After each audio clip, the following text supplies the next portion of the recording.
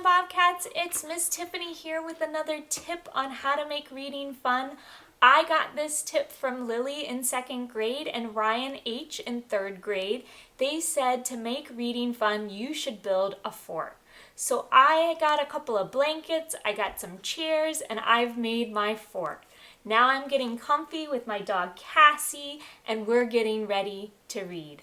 I hope you'll join us to hear chapters 4 and on with Horton's Miraculous Mechanisms. See you soon, Bobcats. Happy reading! We last left off at the end of chapter 3, where Stuart was stuck in the telephone booth hiding from the neighborhood girls, and the phone had just rung. So let's read to find out what happens next. Chapter 4. It was impossible, of course. Stuart stared at the receiver and then at the dangling cord. It swayed gently, the severed end nearly brushing the floor, and yet the phone was ringing. Slowly, terribly slowly, he lifted the receiver. "Hello?" he said weakly. "Is that a Mr. Horton?" "Yes," Stuart answered, so feebly that he could hardly hear his own voice. "This is Beaton Public Library. We have the book." "The what?" "The book of photographs that you requested. It's in very poor condition, I'm afraid, so we can't allow you to take it off the premises. However, if you come to the information desk, we'll let you study it. We're open between 10 and 5:30, Monday through Saturday." "Thank you," said Stuart automatically, his voice a pathetic little croak. The line went dead. He rode home in a daze, and it wasn't until he had finished his lunch that he managed to speak a single word apart from yes, no, or can I have ketchup with this? "Dad?" he said. His father raised his eyes from the book he was poring over. The book was actually Volume 7 of the Oxford English Dictionary, which covered words from hat to intervacuum. "Could an electric short make a phone ring even when the wire's cut?" "Scientific phenomena would be more your mother's area," said his father. "However, I believe that given certain prevailing atmospheric conditions, it would not be beyond the bounds of probability." "Okay," Stuart said, "so that's a maybe, and Dad?" "Do you know where the library is in Beaton?" "The library? It's a 10-minute walk from here." "Can we go there this afternoon?" His father, who had gone back to reading the dictionary, looked up again with a pleased expression. "Indubitably," he said. "I bet that means yes," said Stuart. There were 2 parts to the library. The old part had little turrets on the outside and a tiled entrance hall with a marble statue of a man reading a book, and the modern part had a glass staircase going up the middle and an enormous sculpture of a banana made out of wire. "I'll just go look at the children's section," said Stuart to his dad as they walked in together. His father smiled and nodded. Actually, Stuart could have said, "I'll just hang upside down from the wire banana and throw bags of flour at the librarians," and his father would still have smiled and nodded. Libraries sent him into a sort of trance, and he wandered off in the general direction of reference books. Stuart watched him go and then went to find the information desk. It was in the older part of the building, and the man behind the counter was quite old too. He had long white hair of rather severe expression and glasses that hung on a chain around his neck. He was checking something in a card file, and he didn't look up or show any sign that he had seen Stuart. A minute ticked away, then another. Stuart could feel his heart thudding. "Can I help you?" the man asked suddenly. Stuart swallowed. "My name's Horton," he said. "You called me about a book?" "Oh, so you're Mr. Horton," said the man, looking surprised. "Well, I must admit I expected someone older. Still, it's very pleasing to find a youngster interested in local history. I have the book here. Fascinating little volume. It was published in 1923, you know."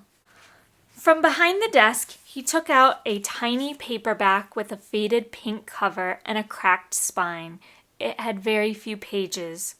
"I ask you to take the utmost care when you study it," said the man. "It's our only copy, and the binding is fragile. No tracing or photocopying." Stuart nodded. "And then you'll need to wear these so as not to mark the pages." He held out a pair of white gloves, and Stuart took them dubiously. "Oh, and could you sign this?" added the man. He slid a form across the desk. Paper clipped to the top of it was a request slip. It was creased and yellowish. The name written on it in penciled capitals was Horton. "My colleague found the card wedged right at the bottom of the drawer," the man told him. "It was under a whole pile of stuff, and I rang the number just on the off chance. If you hadn't answered, I'd have thrown it away. I was meaning to ask how long ago you requested it." "Ages ago," said Stuart, the back of his neck feeling rather cold. "So long ago I can't even remember doing it." He took the book and sat down. It was called Modern Beaton, a photographic record, and on each of the 8 double pages there was a snapshot of the town. The first picture was of Main Street. There was one car, looking like a shoebox on wheels, 2 horse and buggies, 3 bicycles, and lots of men in hats and women wearing gloves and narrow skirts. At the front of the picture, partly cut off by the frame, was a telephone booth. Stuart peered at it. Not a telephone booth, he thought. The telephone booth, the very one in which he'd received the call. And there was someone in it, a small boy, his nose squashed up against the glass so that he looked like a pig. "The hustle-bustle of busy Main Street," read the caption. The next picture was of the interior of a train station where there were more men in hats and women with gloves, as well as a great puff of steam bursting from the funnel of a train. In the background, just beside a large weighing machine, stood the small boy again, wearing long shorts and a jacket that was too big for him. His face was a little blurred, but it looked to Stuart as if he were sticking his tongue out at the camera. The caption read, "Beaton Railway Station, a thrilling hub of constant activity." Stuart turned the page. The third picture showed an outdoor swimming pool, water frolics for the merry masses. This time all the women were wearing identical one-piece black swimsuits with thick straps over the shoulders, and so were all the men. The little boy was there again, dressed in the same clothes as before. He was standing next to the turnstile at the entrance to the pool and was holding his nose as if about to jump into the water. Stuart continued turning the pages. A movie theater came next, followed by a gas station, a fairground, and a bandstand. The boy was visible in every photograph, although he was often a little blurry, as if he had to run to get into the picture. Stuart had the feeling that the boy had been following the photographer around. Between the fairground and the bandstand, there was a double blank page, blank that is apart from a line of print. Ancient and modern together, a young man encounters the past. Above it on the paper were a couple of brown, shiny marks. Stuart dabbed at them with a gloved finger and realized they must be dried glue. "Excuse me," he said, returning the book to the counter. "I think there's a photo missing." The man looked closely at the marks on the page. "You're right," he frowned. "It's obviously fallen somewhere. I'll make a note, and we can check the shelving area and call you if we find it." "My number's changed," Stuart said quickly, giving his new phone number. "And are you finished with the book?" asked the librarian. "Yes, I suppose." Stuart took off the gloves and handed them back. After all the weirdness and excitement of the phone call, the book had been a puzzling disappointment. "School project, was it?" asked the man. "No, it was a bit of a—" he searched around for an answer. "Family history." "Horton," said the man, nodding. "A real local name. There have been Hortons in the Beaton area since records began." "Oh, yes?" said Stuart politely. "Blacksmiths originally, and then locksmiths, although in the mid-18th century there was a politician in the family. You heard of Phineas Horton from East Nottinghamshire? Stuart shook his head. And then there was the great Hortini, a Victorian entertainer whose real name was Horton. Heard of him? No? What about William Horton, the vicar who wrote the hymn, "By Eden's bank I walked a mile"? Stuart shook his head yet again. Or more recently, there was a magician who was beginning to get very famous when— "Tony Horton," said Stuart quickly. "That's right," said the man with approval. "You've done some research then, I see. Though he was generally known by his stage name. You're aware of it?" Stuart shook his head. The man smiled. "Teeny tiny," he said. "Teeny tiny Tony Horton." Chapter 5. Stuart was so quiet on the way home from the library that even his father noticed. "Feeling indisposed?" Stuart's father asked. Said Stuart. Actually, he didn't know how he felt. It had been the oddest day of his entire life. He glanced upon his father. "What did Great-Uncle Tony look like?" he asked. "Well, he was dark-haired, I believed, and brown-eyed, and, Stuart's father hesitated for a moment. "Not of exceptional stature." "Do you mean he was really quite short?" said Stuart. "Rather below average height, I think, yes. There's always been a considerable variation in the stature of the Horton male." "You mean some of them are tall and some of them are short?" "That's correct. Your great-uncle Tony's brother, Ray, my father, your grandfather, was over 6 feet tall, whereas his father, my grandfather, that is, was, not so tall." "You mean he was really short too?" "Yes." "So being really short runs in the family?" "There is certainly some truth to that statement."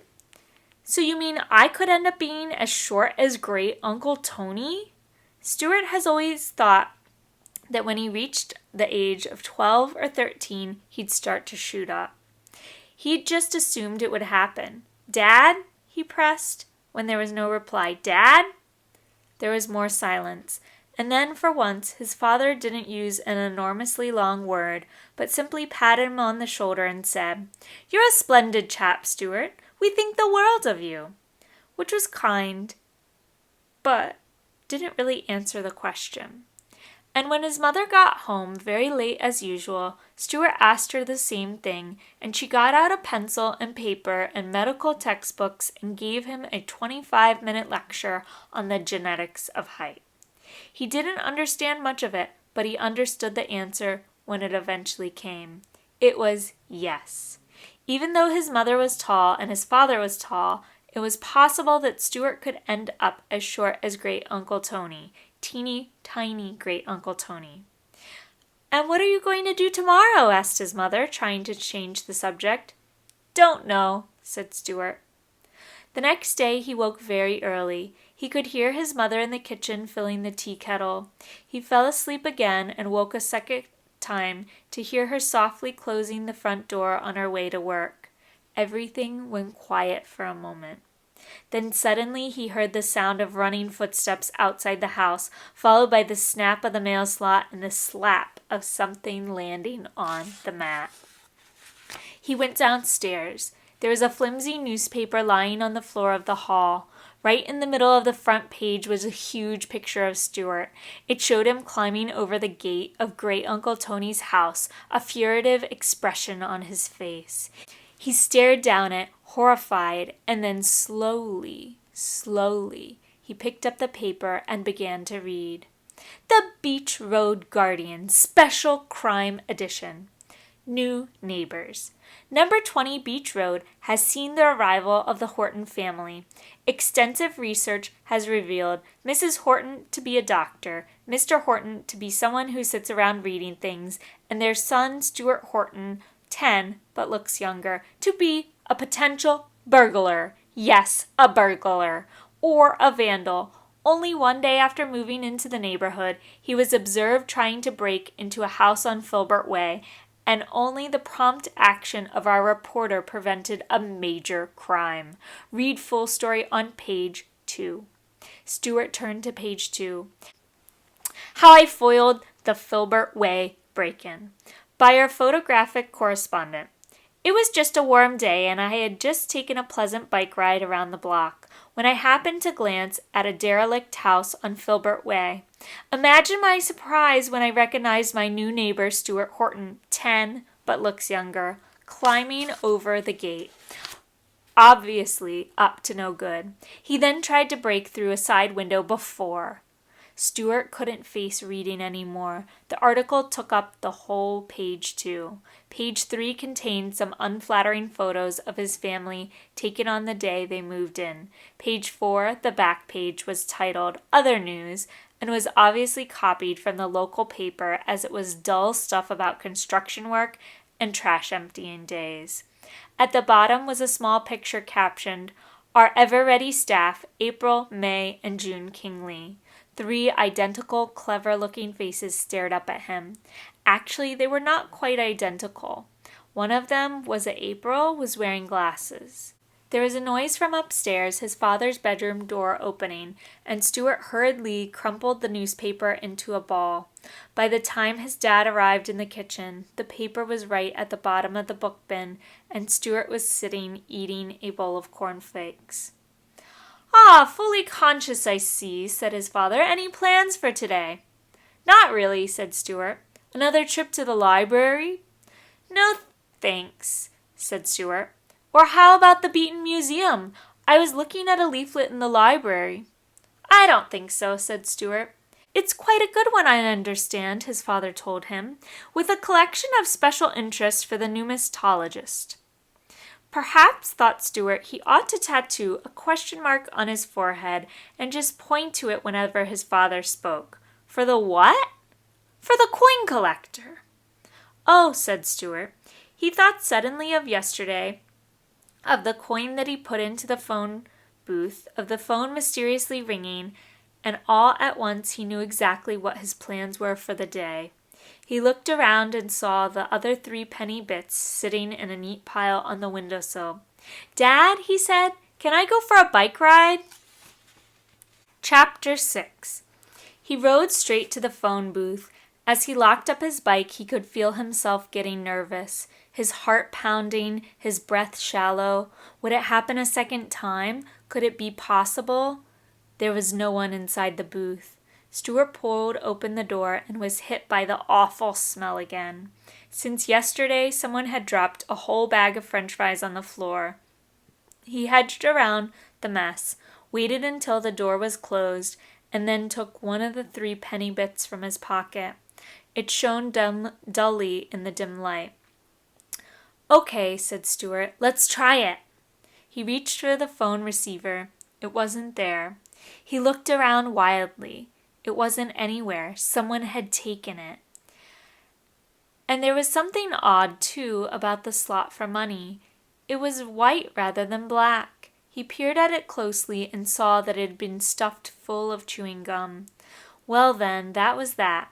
Glumly, he pocketed the 3 pence again and pushed open the door. There seemed no point in going straight back to his horrible new home next to his horrible new neighbors. He unlocked his bike and cycled slowly through the town. He passed a park with a playground and an old bandstand. The bandstand looked vaguely familiar. He glanced down a side street and saw a crowd of people waiting in line outside an old movie theater. That too reminded him of something. It wasn't until he saw the sign for the station that he realized he'd seen all of these places in the photographs in the library. These places were older now and shabbier, but still recognizable. He felt strange. He felt as if someone was trying very hard to tell him something, but he couldn't quite catch the words. There was a bicycle rack outside the station, and he parked his bike. The main entrance was fenced off and displayed a sign saying, "Danger! Hard hat area!" So Stuart followed an arrow around to the side of the building and entered through an arch beside the ticket office. The interior of the station was a construction site. Green wooden panels blocked off most of the concourse, and behind them scaffolding reached as high as the glass roof.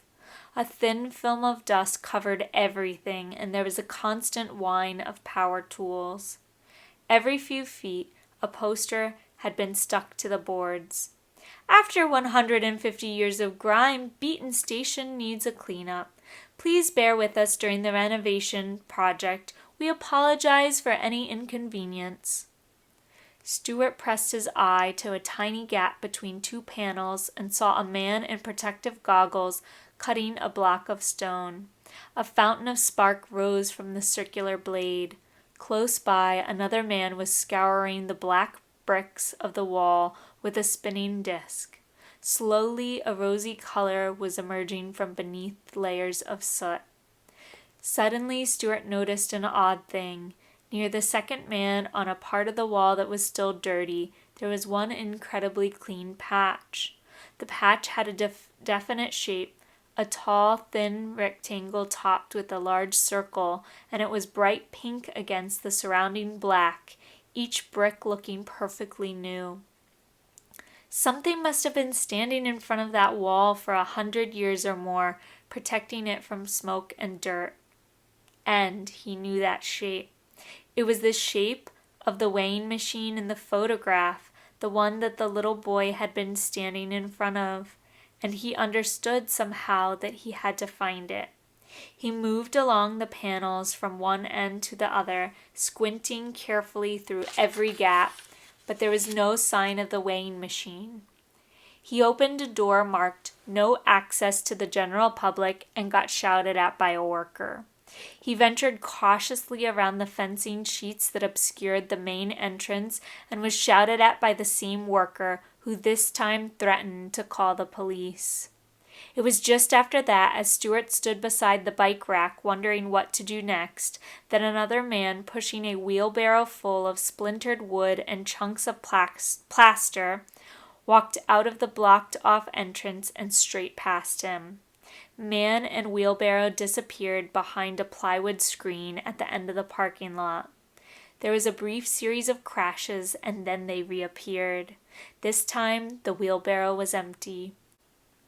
Stuart waited until the parking lot was clear of people, and then ran for the wooden screen. Behind it was a large yellow dumpster piled high with trash. A wide plank slanted up to it from the ground, and Stuart walked along it and peered over the edge. He saw the weighing machine right away. It was right in the center of the dumpster, leaning at an angle. Cautiously, he picked his way toward it, tiptoeing across broken boards that tipped and swayed beneath his feet. There were 3 parts to the machine: a square platform at the bottom, just large enough for one person to stand on, a large round dial at the top covered in glass, and a rectangular upright part linking the two. The whole thing had once been painted red, but over the years it had been scratched and written on, and the glass over the dial was cracked in several places. On the base was a small plaque. It read, "Horton's Commercial Weighing Apparatus, Patent JH 2558. Place coin in slot and stand on platform for a weight reading of guaranteed accuracy." Stuart took out a 3-penny bit. This time he didn't hesitate, but pushed it straight in. Nothing happened. He looked at the instruction again. Place coin in slot and stand on platform. Tentatively, he put one foot and then the other on the slanted platform. There was a click, and the long needle swung slowly around the dial and halted beside a number, 79. And just above the numbers, scratched onto the red painted metal of the casing, 2 words were visible. Stuart craned to read them, craned and stretched, and stood on tiptoe, and as he did so, there was a groaning sound. The contents of the dumpster began to shift. All around him were cracking noises. Puffs of plaster dust filled the air. The weighing machine started to sink treacherously beneath his feet, and rivulets of grit poured into the hole. Stuart clawed his way upward. For a brief moment he was on the same level as the dial, and the writing was close enough for him to read. It said Gravis Flate, and then he scrambled past it and was almost dancing across the moving surface, arms flailing, grabbing for the plank at the edge. He climbed onto it, breathing heavily, and looked back. Only the very top of the weighing machine was visible. The rest lay buried beneath the rubble. Stuart sneezed and then sneezed again. He was covered in white dust, he realized, and his heart was beating wildly. He almost felt happy, and more than happy, excited. The first 3 pence had shown him a book, and the second had given him a message. Gravis Flate 79. And now he just had to work out what on earth it meant. Chapter 7. Stuart hurried home and wrote down the clue before he could forget it, and then he sat and stared at it for nearly half an hour. Gravis Flate 79. He looked up gravest in the dictionary just to check that it meant most serious. It did. He looked up the word flate. It wasn't in there. He turned the piece of paper the wrong way up and looked at the letters upside down for a while. Then he realized that he was starting to feel hungry. He went to the fridge and made himself a cream cheese, sliced pickle, tomato relish, and salt and vinegar potato chip sandwich, which he ate while pacing around the kitchen. Gravest Flate. I used to love anagrams at your age, remarked his father, wandering into the room.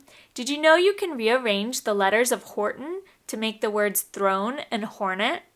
No, I didn't, said Stuart.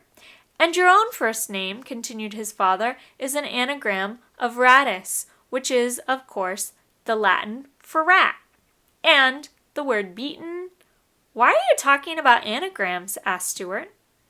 That piece of paper you left on the dining room table, said his father. I assumed it must be. Stuart was back in the dining room before his father could finish his sentence. If the clue was an anagram, then all he needed to do was rearrange the letters, and hey presto, as Great Uncle Tony might have said, he'd have the answer. He took the pencil, sat down, and began to think. Gravis Flate. He rested his chin on his hands and thought harder. The more intensely he stared at the letters, the larger they seemed to get. Larger. Large. All of a sudden, he could see the word large. Feverishly, he began to rearrange the remaining letters. Fav test? No. Fast vet? No. Fat vest?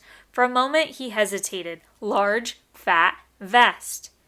He shook his head. That couldn't be right. He turned the paper over and started again. An hour later, he had a headache and 6 more anagrams. A flag, rest, vet. A raft, vet, gels. Stage, flat, rev. Falter, gas, vet. Larva, fest, get. And gavel, fart, set. None of them made sense at all. I think I might go for a moderately lengthy perambulation, said his father. Would you care to accompany me? No, thanks, Stuart said. He heard his father's footsteps go out into the hall, stop for a second, and then return. An epistle for you, said his father, placing an envelope on the table. Stuart frowned. Typed on the front of the envelope was S. Horton. He waited until his father had left the house before he opened it. Dear Mr. S. Horton, the special crime edition of the Beach Road Guardian has been causing excitement and discussion the length and breadth of the Beach Road area. When are you going to write more about this serious and important story? Our readers have been asking. In response to popular demand, therefore, we would like to offer you, Mr. S. Horton, the chance to give your side of the story. Was there in fact an innocent reason for your attempt to smash your way into 9 Filbert Way? In return for exclusive rights, we will print a special Stuart Horton Says He's Innocent edition of the Beach Road Guardian, featuring a front-page interview with yourself and a voting slip for our readers to decide whether. Stuart didn't bother reading anymore. He crammed the letter back into the envelope, grabbed a red felt-tip pen, crossed out his own name, and wrote, "No, not in a million years," in very large letters over the top of it. Then he turned over the envelope and scrawled, "Leave me alone," across the flap. Snatching it from the table, he walked out of his house and right to the one next door. He shoved the envelope through the mail slot, retraced his steps, and found that his own front door had clicked shut behind him. He gave it a shove. It stayed shut. He was locked out. He looked around. The road was empty, his father nowhere to be seen. In the upstairs window of the triplets' house, a curtain moved, and 3 identical faces peered down at him. They appeared to be smirking. He felt like an idiot, a total idiot, and he wanted to run as fast as possible, but he forced himself to walk calmly and steadily away from the house. He even stuck his hands in his pockets and whistled a little, as if he decided on the spur of the moment to go for a stroll. He didn't think the sisters were fooled. Once he reached the end of the road, he slowed to a dawdle. His father was likely to be away for an hour or more, so there was no point in hurrying. For a while he walked aimlessly, taking alternate lefts and rights, thinking all the time of his old house, his old friends, of all the ease and fun of his life before he'd come to this awful place. It wasn't until he took a left turn and found himself walking toward a brick wall that he started to pay attention. It was a dead-end street lined with old warehouses. A few cars were parked along the curb, but there were no people about. Somewhere a dog was barking, and curled in front of the brick wall at the end was a marmalade-colored cat. Stuart went over to stroke it, but it hissed at him and darted away. He watched it disappear along a narrow alleyway between 2 of the warehouses.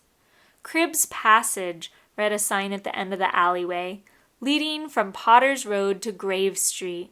Stuart blinked and read it again, leading from Potter's Road to Grave Street. Grave Street. Gravest. Grave Street. Gravest. Grave Street. Gravest.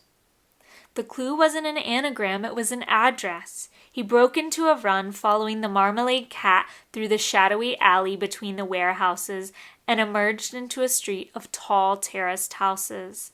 The cat was visible sitting on the top step of a house with a red front door, and this time, as Stuart approached, it rose to greet him, rubbing its nose across his shins. The number on the door of the house was 79. Beside the door were 2 bells, the one on top labeled Tricks of the Trade, and the other Flat E. Gravis Flate was actually 79 Grave Street, Flat E. Slowly, very slowly, Stuart reached out his hand and pressed the bottom bell. Bobcats, that concludes our reading of Horton's Miraculous Mechanisms for this week. I hope you'll join me next week to continue the story and find out what happens with Stuart. Thanks for listening.